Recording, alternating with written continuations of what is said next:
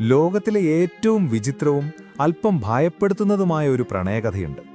ഇത് കാൾ ടാൻസ്ലർ എന്ന ഡോക്ടറുടെയും എലീന എന്ന പെൺകുട്ടിയുടെയും കഥയാണ്. 1930കളിൽ അമേരിക്കയിലെ ഫ്ലോറിഡയിലാണ് സംഭവം. കാൾ ടാൻസ്ലർ എന്ന 50 വയസ്സുകാരനായ ഒരു എക്സ്റേ ടെക്നീഷ്യൻ അവിടെ ജോലി ചെയ്തിരുന്നു. അങ്ങനെയിരിക്കെയാണ് എലീന എന്ന അതീവ സുന്ദരിയായ ഒരു ക്യൂബൻ പെൺകുട്ടി ചികിത്സയ്ക്കായി അവിടെ എത്തുന്നത്. അവൾക്ക് ക്ഷയരോഗമായിരുന്നു, ട്യൂബർക്യുലോസിസ്.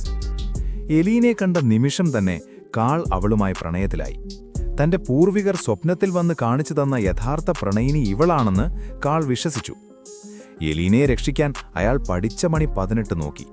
പക്ഷെ നിർഭാഗ്യവശാൽ 1931-ൽ 22-ാം വയസ്സിൽ എലീന മരണത്തിന് കീഴടങ്ങി. ഇനിയാണ് കഥയിലെ വിചിത്രമായ ഭാഗം.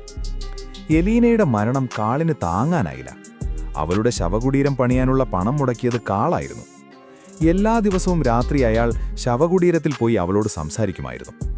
എന്നാൽ ഒരു രാത്രി കാൾ ആരും കാണാതെ എലീനയുടെ മൃതദേഹം ശവകുടീരത്തിൽ നിന്ന് പുറത്തെടുത്ത് തന്റെ വീട്ടിലേക്ക് കൊണ്ടുവന്നു. അഴുകിത്തുടങ്ങിയ ആ ശരീരം നിലനിർത്താൻ അയാൾ വിചിത്രമായ വഴികൾ കണ്ടെത്തി. എല്ലുകൾ ചിതറാതിരിക്കാൻ പിയാനോ കമ്പികൾ ഉപയോഗിച്ച് ബന്ധിപ്പിച്ചു. കണ്ണുകൾക്ക് പകരം ഗ്ലാസ് കണ്ണുകൾ വെച്ചു. ചർമ്മം നശിച്ച ഭാഗങ്ങളിൽ സിൽക്ക് തുണിയും മെഴുകും പിടിപ്പിച്ചു. മൃതദേഹത്തിന്റെ ഗന്ധം പുറത്തുവരാതിരിക്കാൻ ധാരാളം പെർഫ്യൂമുകൾ ഉപയോഗിച്ചു. നീണ്ട 7 വർഷം അയാൾ ആ മൃതദേഹത്തോടൊപ്പം ഒരേ വീട്ടിൽ ഒരേ കട്ടിലിൽ ഭാര്യ എന്ന പോലെ ജീവിച്ചു. എന്നാൽ ഒരിക്കൽ ആ രഹസ്യം ലോകമറിഞ്ഞു.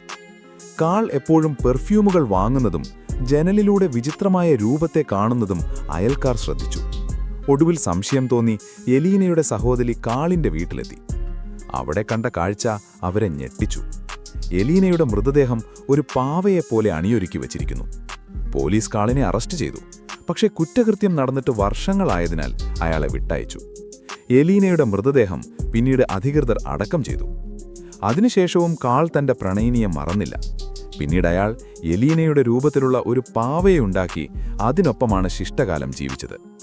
ഇത് സ്നേഹമാണോ അതോ ഭ്രാന്താണോ എന്ന് ലോകം ഇന്നും ചർച്ച ചെയ്യുന്നു. എന്തായാലും ചരിത്രത്തിലെ ഏറ്റവും വിചിത്രമായ പ്രണയകഥയായി ഇതറിയപ്പെടുന്നു.